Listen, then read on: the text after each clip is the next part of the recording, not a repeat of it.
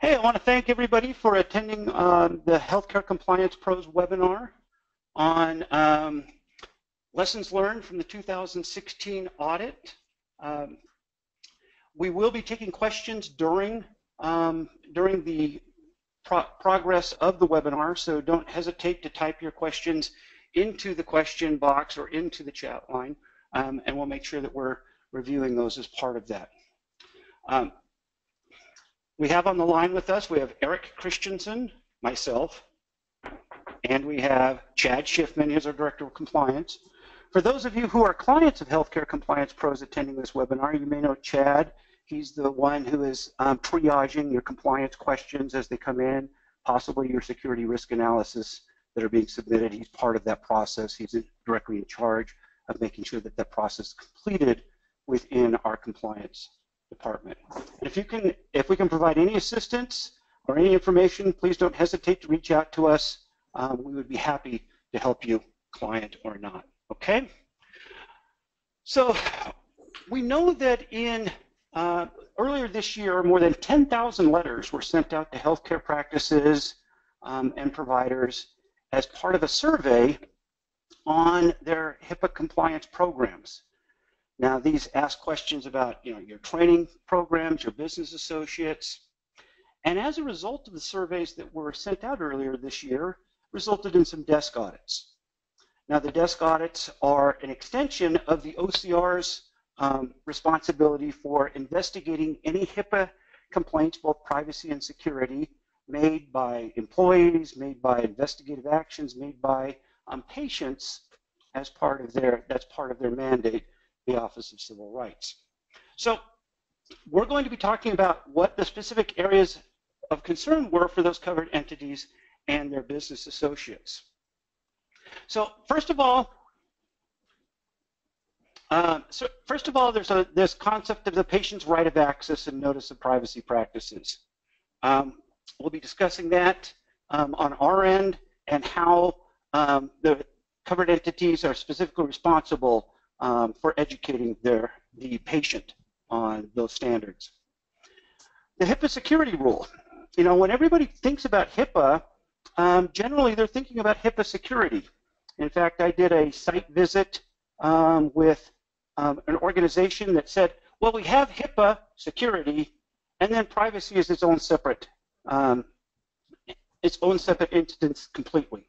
Well, HIPAA privacy and HIPAA security are both halves of the HIPAA mandates. Now, when we talk about security and what the covered entities are talking about, they're talking about risk analysis, mitigating risk, and ongoing compliance activities. It's not just a one and done. We'll also be talking about the OCR's investigation into breach notification, specifically timely determination and notification. Is it being conducted correctly and under the correct statutes? So we'll be defining that and how those statutes can be met. And business associates. Some of the biggest exposures that we're finding within HIPAA are related to business associates. In fact, we know that more than 62% of breaches occur at the business associate level. And because of that, and because of the responsibility of the covered entities to perform the notification of individuals in HHS, your relationships with your business associates and how they're conducting themselves is important to you and important under the HIPAA guidelines for OCR.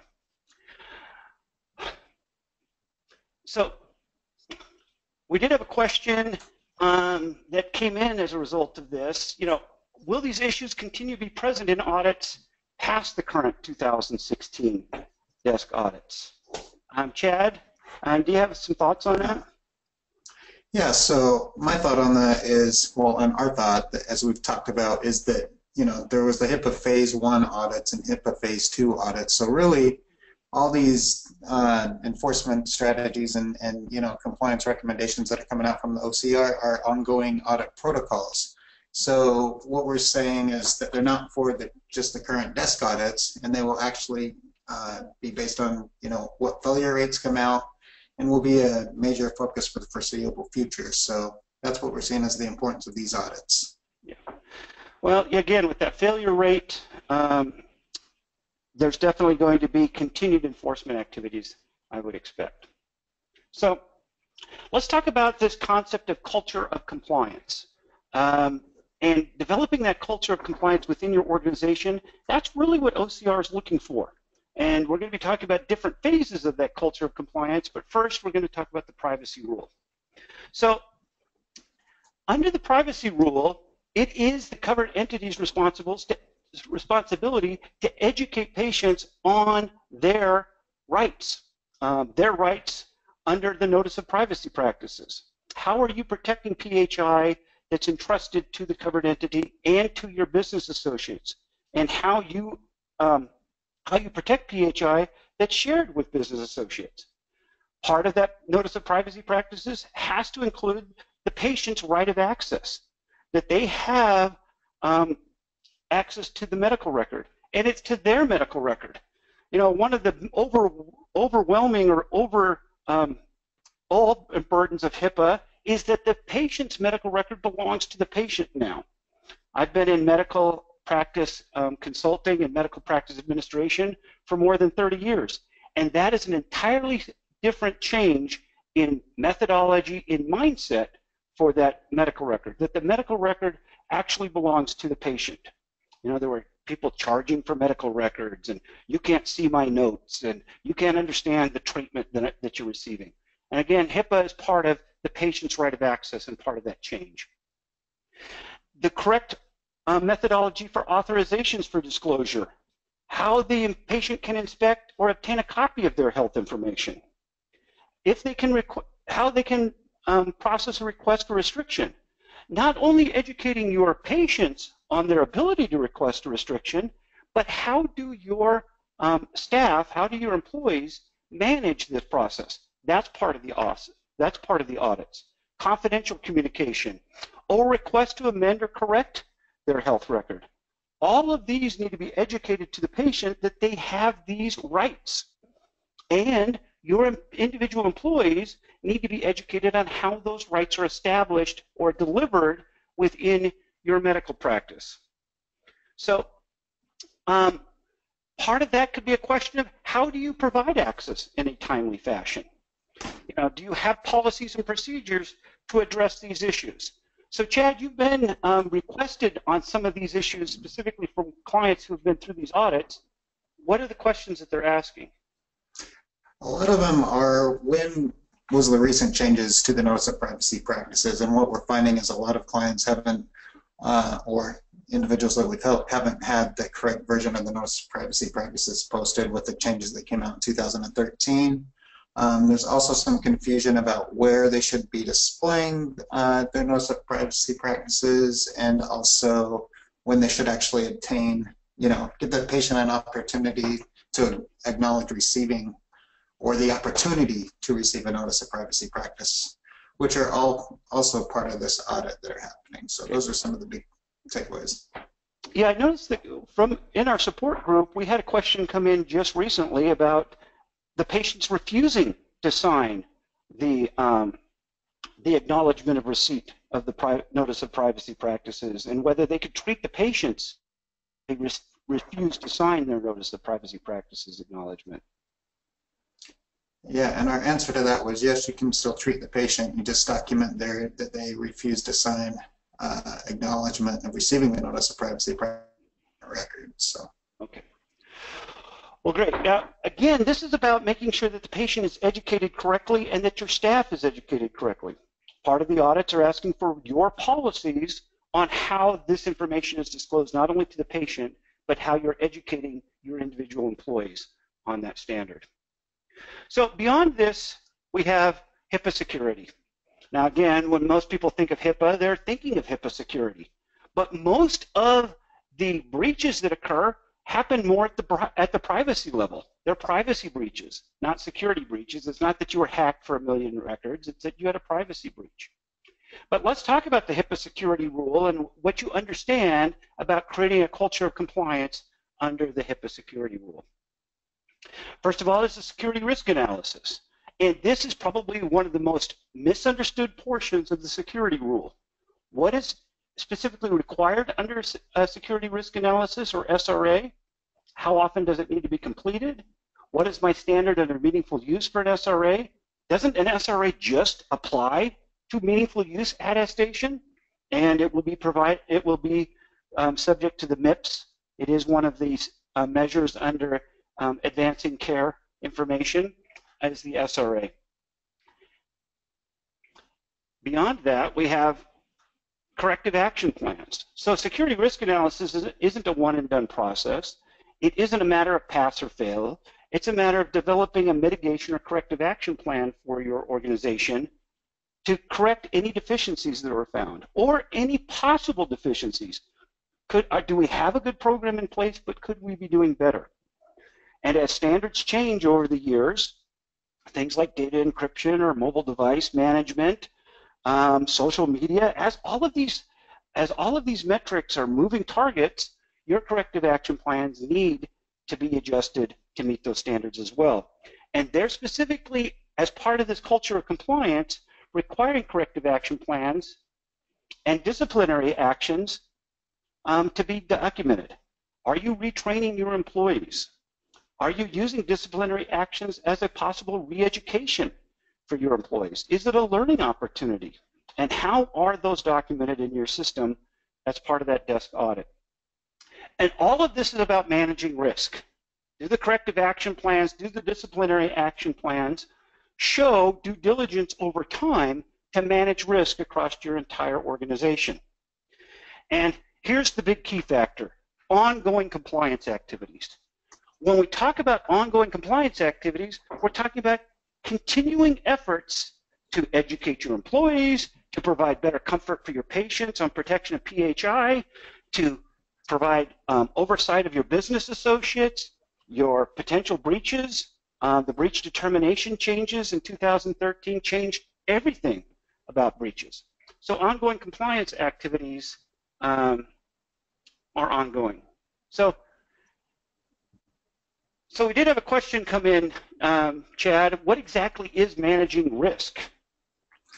Well, it's about having implemented policies and procedures that are enforceable. It's about addressing any deficiencies within your organization. That's part of that corrective action plan. And those corrective action plans that, as we're going to talk about here on the next slide, are those ongoing compliance activities that you can do within your organization. Yeah.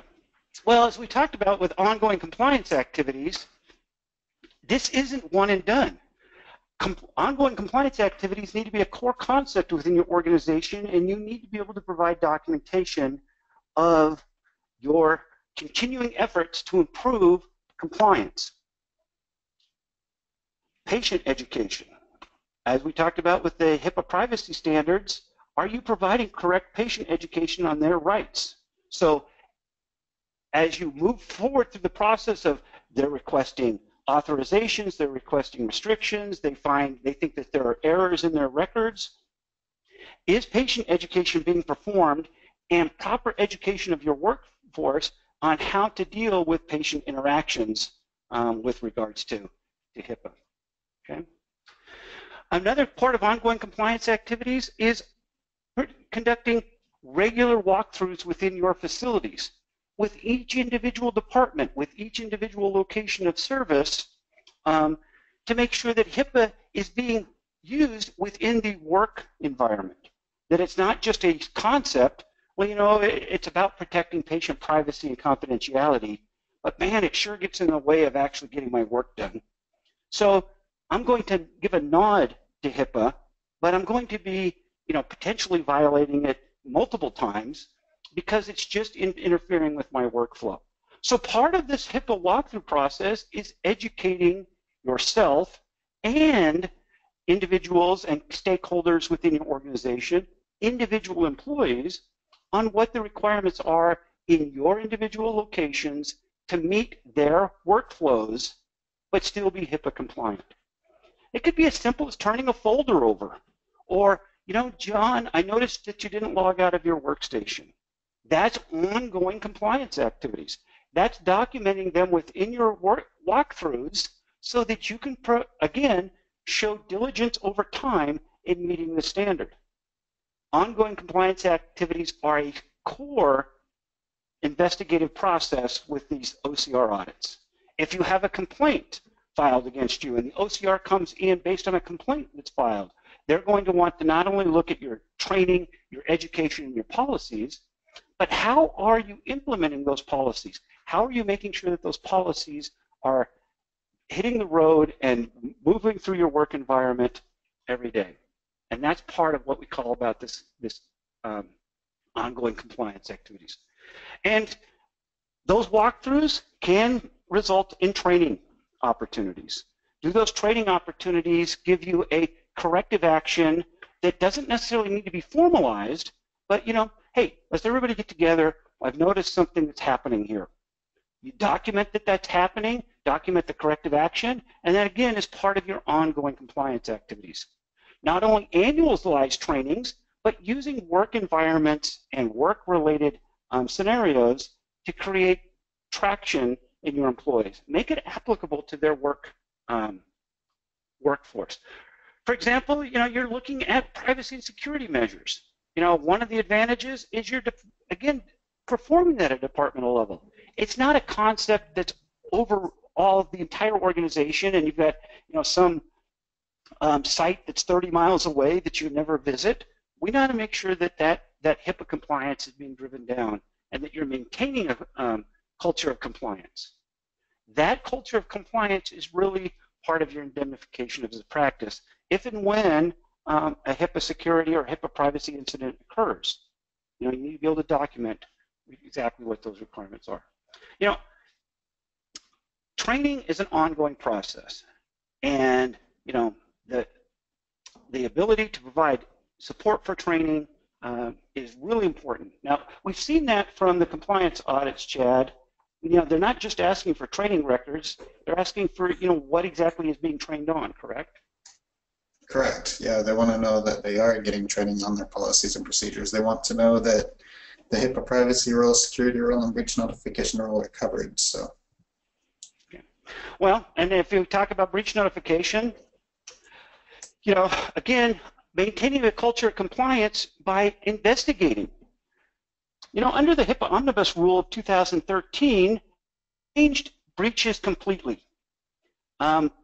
Again, just to pull from, you know, individual site audits that have been conducted, we were provided a list of more than 15 different non-breaches that had been determined not to be a breach within an organization. This was a large group, had multiple locations, you know, 30 or more providers, and they had a long list of not breaches. As we worked through that that list of non-breaches, we determined that more than 50% of those were indeed breaches and should have been resulted in notification to the patient, should have resulted in mitigation steps. But that's because the breach determination has to be followed. There is a standard that has to be met in breach determination. You can't just go on your gut and say, you know what, it really didn't affect the patient. Well, you have to document that. As I say in almost all of my presentations, if you don't document it, it didn't happen. Can you prove it? And breach determination is all about proving the negative.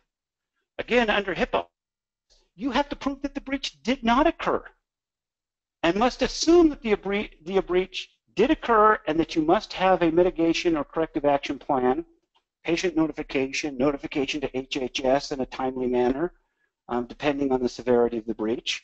You know, if it's a large enough breach, you're going to have to do a press release. You're going to have mitigation plans for the patient or the holder of the PHI. So the breach determination leads again to timely notification. So what does timely notification mean, Chad? I mean, I know that there's a standard for it. What's our notification deadline? So federally, for breaches affecting 500 or less, it's 60 days after discovery. Investigation takes time and mitigation, and you can't notify without that mitigation plan, so you need to have it within that 60-day window. Yeah, and that's where we're seeing the most of the breaches occurring. They're not occurring in, you know, millions of records. They're not occurring. You know, those are the ones that make headlines. Don't get me wrong; those are what everybody's reading about. But it's the small breaches. It's the patient care information that's being sent to the wrong patient. Oh, well, you know, I'm not Michael Smith, and no, I don't need to perform exercises because it wasn't me who had my knee replaced, or it wasn't me who had quintuple bypass, and these aren't my treatment options for that. So because of that, and because of the requirements on breach determination, it's part of that 60-day process. So, you know, if you determine or you find out that there is a potential breach, the 60-day clock is ticking. You have to go through a breach determination process. You may need to draft patient notification letters. You may want to have those legally reviewed. All of that is moving within that 60-day time window. So timely notification and timely breach determination are very important to the organizations. So that means mitigation planning and execution. So part of your mitigation plan will be notification. Notification to the patients, to the individuals, and to HHS, and execution of any other mitigation processes, whether it be retraining within your organization, whether it be developing different processes for handling PHI, different processes for patient interactions. All of those can happen within this organization. So where are most of the breaches occurring? Well, most of the breaches are occurring at the business associate level. As I said earlier, business associate breaches account for more than 62% of breaches that occur over time within the organizations. So who are our business associates? The OCR audits are looking specifically at business associates because they know that there's that entire process of breach and possible disclosures at the business associate level. Okay? So one of the specific questions they ask is, who are your business associate points of contact? Do you know them? And here's what's even more interesting about that is they're not even satisfied with a primary point of contact. In our audits that we've been helping our clients with, they've actually specifically requested a secondary point of contact within your business associates. Who is your point of contact with your business associate? And how does that relate to the PHI that you're sharing? So say you're working with your EMR vendor, or say you're working with a clearinghouse. Well, the salesperson who walks in the door every day and is trying to make sure that you're happy, or the person that sold you a piece of software or sold you a service, you may think of them as your main point of contact, but they're not in any way related to the privacy tree as far as the PHI. They're not specifically intimately knowledgeable about the breach process and how those breaches need to be responded to. So part of that business associate agreement isn't just who that primary contact is from you as a sales standpoint, but who is technologically charged with maintaining security and privacy on the PHI. That's what they're looking for. Not who's my salesman, or who's that rep, or who brings in, you know, the loaf of bread or the flowers. That's not who necessarily your point of contact is. Secondly, business associates must have an implemented compliance program. And it's the requirement of the covered entity to perform diligence in investigating whether that implemented compliance program exists. Now, ultimately, you as the covered entity are responsible for notification, for corrective actions that affect the patient, because you as the covered entity are the keeper and the caretaker of the PHI to which you're entrusted. The business associates are working on your behalf.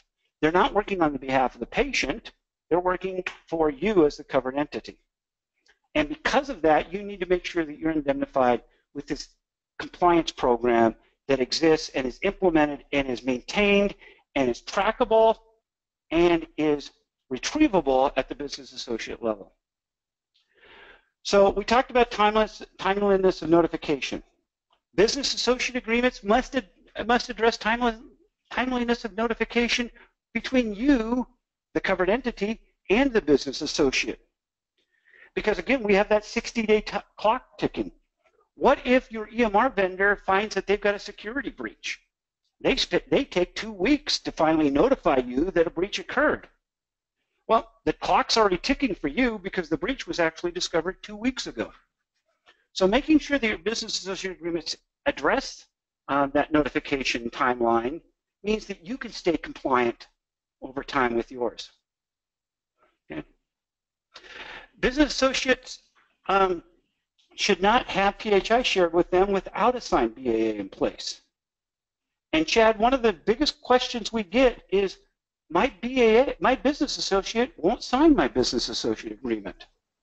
Or they want me to sign their business associate agreement. How does that work? Well, generally, we've seen many properly prepared and executed BAAs that were provided from the vendor, but what we advise our clients is remember that you've got a responsibility to protect yourself and not worry about protecting the vendor.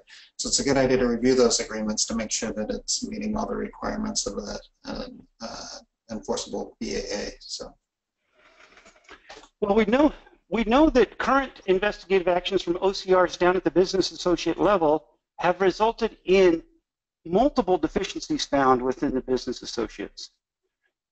What is their responsibility for the compliance program? Well, they were looking at it from the aspect of they just wanted to get this contract. And to get this contract, they needed to sign a business associate agreement.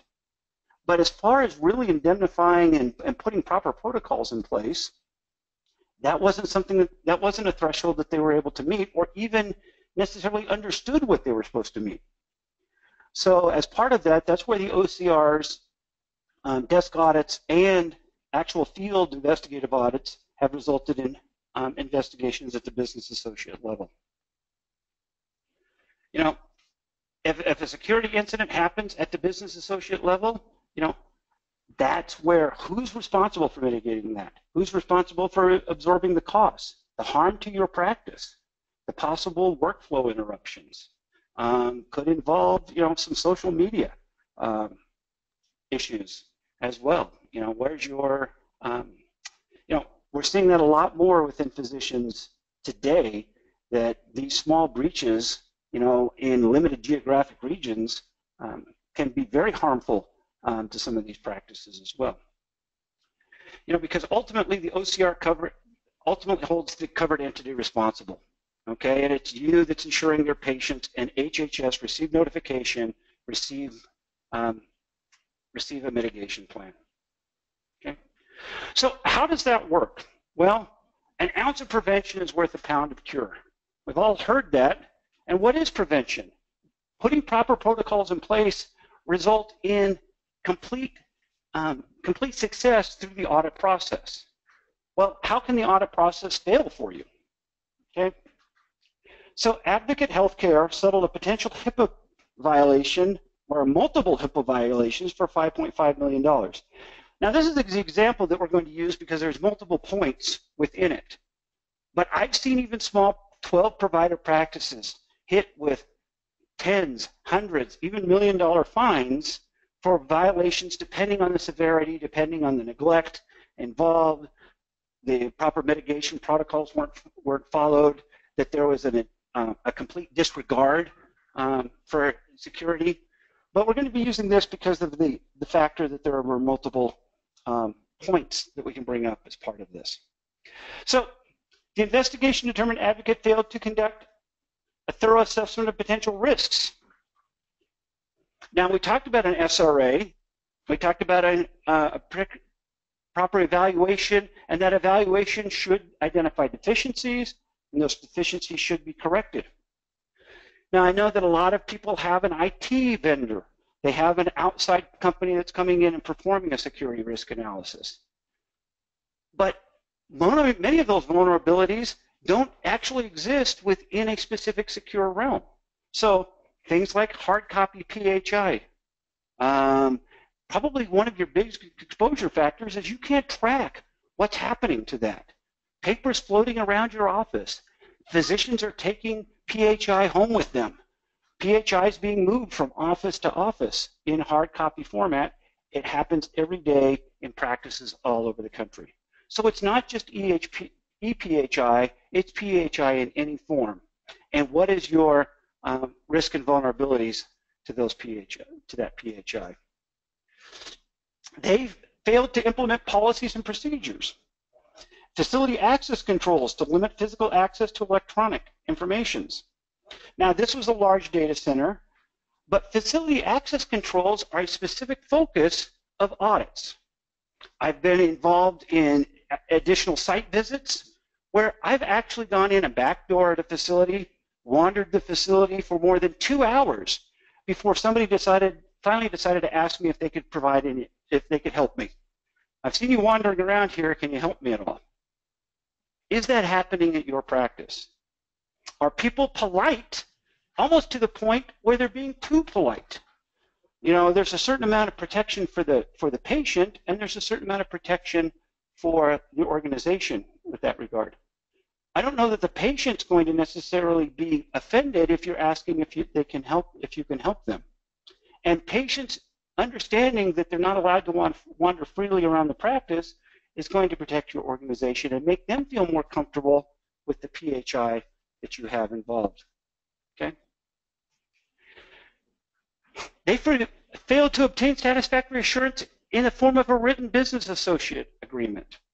Okay? What are those satisfactory assurances? That they could properly safeguard PHI, that they had a compliance program in place, that they had policies and procedures in place, that they trained their employees on correct HIPAA policies on handling PHI. And again, that happened at the business associate level. Timeliness of notification was part of the proper protocols to be implemented in that business associate agreement. And those things were not done in this particular circumstance. So here's a big one. We have everybody's heard of the unencrypted laptop, the phone that was stolen, the unencrypted device. Well, they failed to reasonably safeguard an unencrypted laptop. Now, we've used this as scenario trainings for other groups, that properly protecting a laptop or any PHI needs to be part of a policy and procedure implemented and maintained within your organization. So as you look down all of these failures, Chad, was there any particular items or particular input that you had on how these should be implemented within our core group here? Well, and it starts with, to me, it starts with implemented policies and procedures, making sure the organization, that they're enforceable. It's making sure that you're performing a security risk analysis to identify those deficiencies and get that corrective action plan. As part of that, if they would have done that, they would have found out, hey, we don't have a business associate agreement in place that provides assurances, and then they can also address their encryption with that. That's the beauty of a security risk analysis that covers the entire gamut and not just focus on one thing or the other. So that would be my biggest takeaway from all of this. Yeah. Well, we do have some questions that came in. I think I'm going to answer them specifically in relation to these bullet points. So, when you're talking to a vendor, how do you know the correct questions to ask them? Okay? Do they seem knowledgeable? Well, it's not just asking questions, it's asking for documentation and proof. Okay? You as the covered entity not only need to be asking questions about whether they have a compliance program, but can they produce records of the training? Can they produce copies of the policies and procedures? When we've done business associate audits for our clients in the past, these are the questions that you can really tell that they seem to start prevaricating on, that they're stalling on, because they don't know the answers to them. And again, the vendor that you're talking to, that salesman that's sitting in your office, he may not even know. It's a very quick question if you ask them about what their HIPAA training is like to the salesman that's in your office, and they say, I don't necessarily know what our training is. Well, then they probably don't have a compliance program in place if he's not familiar with their current level of HIPAA training. Okay? And our SRA is required not only for electronic PHI, but for any PHI contained within a practice. And yes, the SRA is looking for any possible exposure of PHI within your organization. And again, electronic PHI is probably much more easily addressed as far as access controls. But you don't necessarily know if that chart, that paper chart, or a bundle of paper charts has left your office for 3 days, walked out of a file room, and then been returned to that file room 3 days later. So proper access controls, proper checkout procedures, proper oversight. You know, hey, if you see something, say something. And again, I'm not talking about TSA here, but your other employees should understand what they should be looking for. Is there a reason for you to be accessing and handling that, even that hard copy PHI? Hey, I see that you've got 10 patient records in your tote bag. Are you going to go home? Are you documenting doing something with that? So those are all potential vulnerabilities that should be addressed as part of a security risk analysis as well. No, the business associate agreement. So the question is, do we have to get the business associate agreement re-signed each year if it's the same vendor? No, you do not have to have a business associate agreement re-signed or revalidated every given year. You may choose to put a business associate agreement in place where it does have an expiration date, but only if the standards contained within the business associate agreement change, or if for some reason the language required in the business associate agreement changed. So you may have remembered back in the omnibus again of 2013, the HIPAA omnibus required a change in the language in the business associate agreement. As such, it required a new business associate agreement to be implemented by September of 2014 if an existing business associate agreement was in place. If it was not, then you needed to execute a new and complete and first business associate agreement by September of 2013.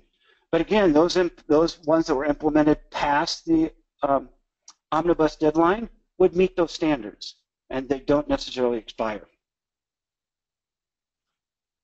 So I have a question about pharmaceutical reps. They come back and visit the physician.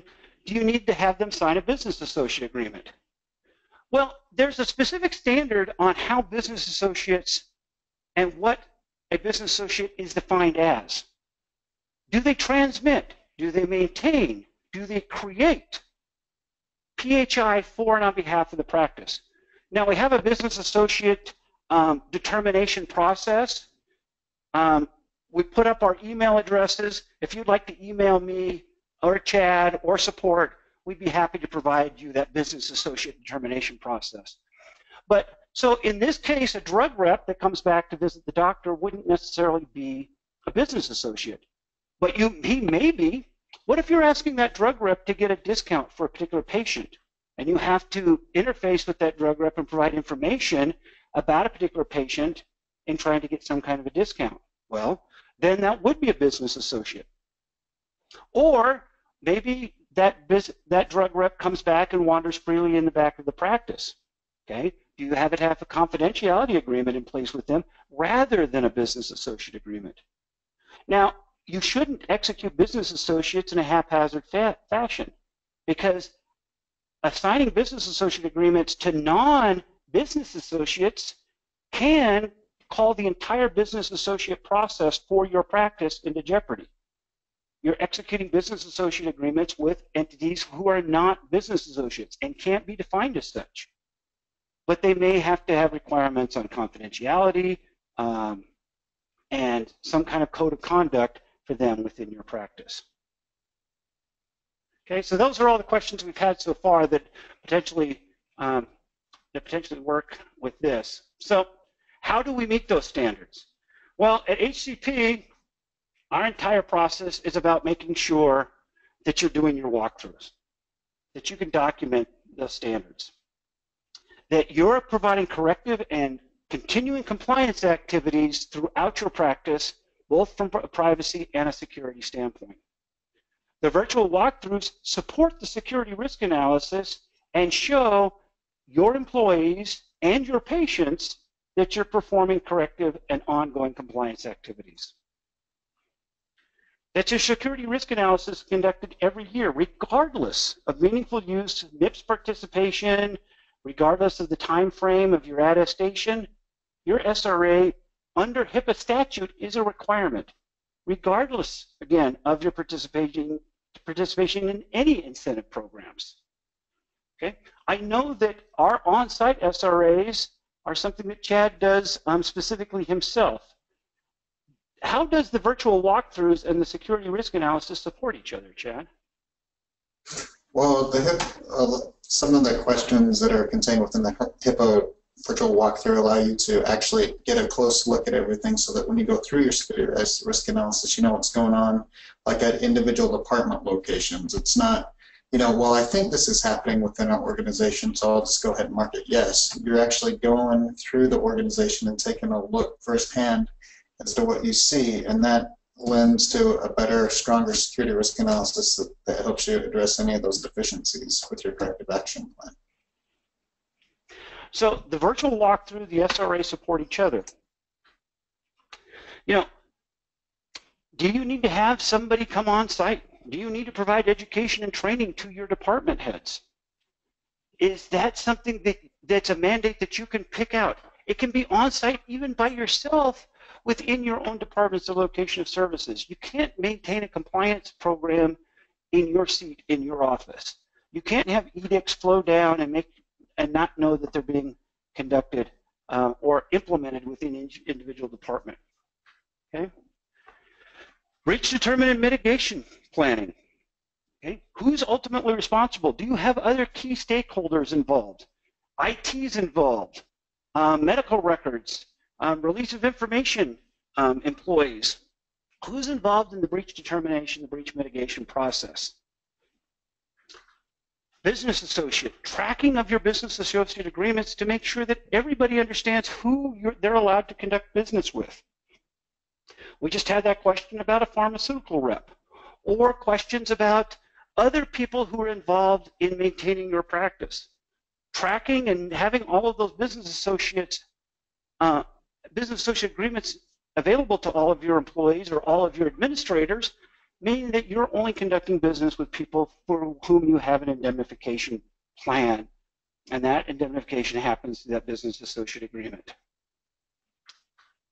And making sure that the business associates have a compliance program, that those compliance programs are rolled out and accessible for you as the covered entity and are part of that business associate agreement implementation program. So how do we do that? Well, at HCP, it's about managing your entire compliance program. It's not just providing you with a tool set, it's providing you with an overall structure of how HCP manages all of these different factors. As we talked about, we track all of your business associates for you.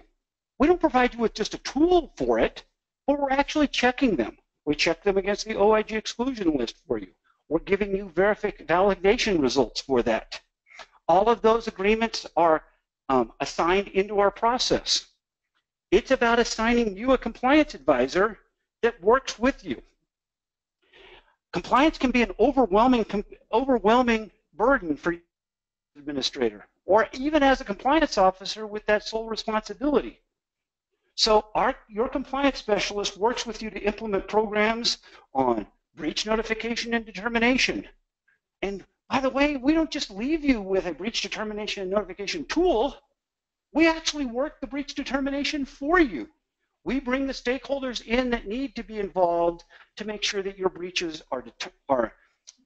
breach determination process is worked and that a mitigation plan is developed and followed. And we even followed that mitigation plan through for you to make sure that it's implemented.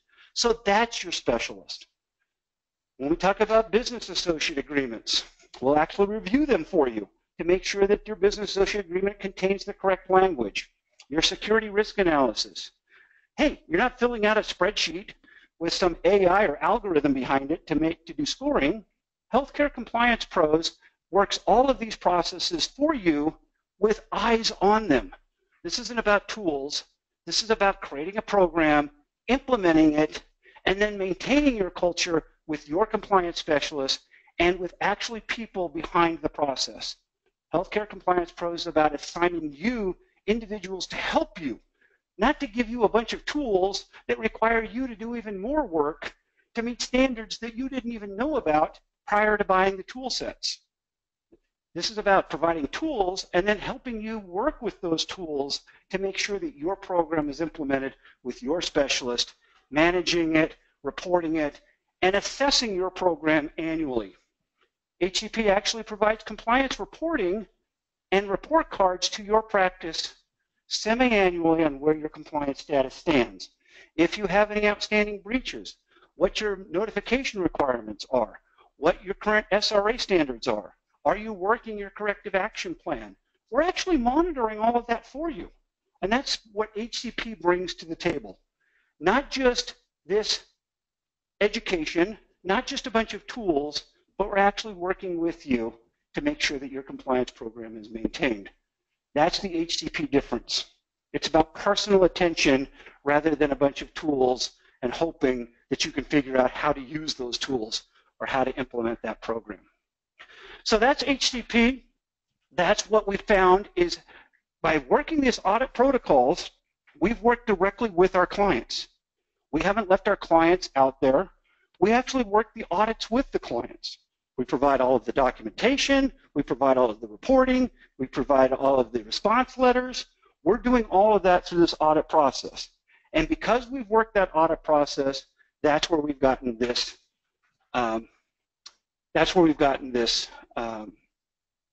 All of the answers to this. So, but yes. So I have a question here. In our system, will we review your vendor's business associate agreements or your current business associate agreements? Yes, we will. That's part of our process. And we did have a good question from Yvonne. Do you need to keep a list of people coming in and out of your office, such as mailmen, vendors? Yes, as part of our SRA process, we're actually looking at what your outside vendor check process is. Do you allow them into certain areas within your facility? Now again, that's about managing risk, Yvonne. What is their potential exposure? Do they have access to certain areas of the facility but not other areas of the facility? As I mentioned before, maybe you have a drug rep that is able to wander back into the drug cabinet. You don't want to necessarily escort them the entire time because of your staffing levels, but maybe you're requiring them to sign a confidentiality agreement.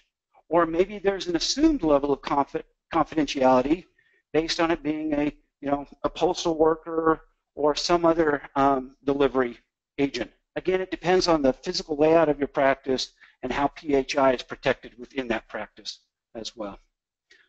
Okay?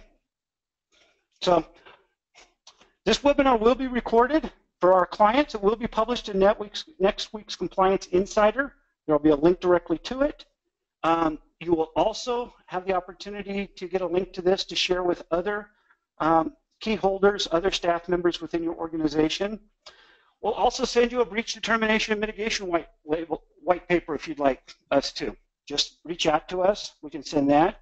I also mentioned that business associate determination matrix. If that's something that you would like to provide to us, don't hesitate to reach out to us. Send us an email. We'd be happy to supply that as well. So this is the question and answer time. I have been trying to answer them as I move forward, but I see that as of yet, I've answered all the questions that have happened so far. Any other thoughts, Chad, as we conclude here while we're waiting to see some other answers that possibly come up, questions that possibly come up? I'd just like to thank everybody for attending and would hope that if they have any questions following this, that they would definitely reach out to us. We would love to help you in all your efforts in managing your compliance cycles. So. Okay. Well, I appreciate everybody's time. Again, this will be recorded. Joan, thank you. I thank you for your time. Thank everybody again for coming to our webinar. There will be a post-webinar survey. We will be doing another educational webinar on MIPS MACRA, and if you would like to attend that, just respond to that survey and we'll send you an invitation to that as well. Again, thank you, and everybody have a great day.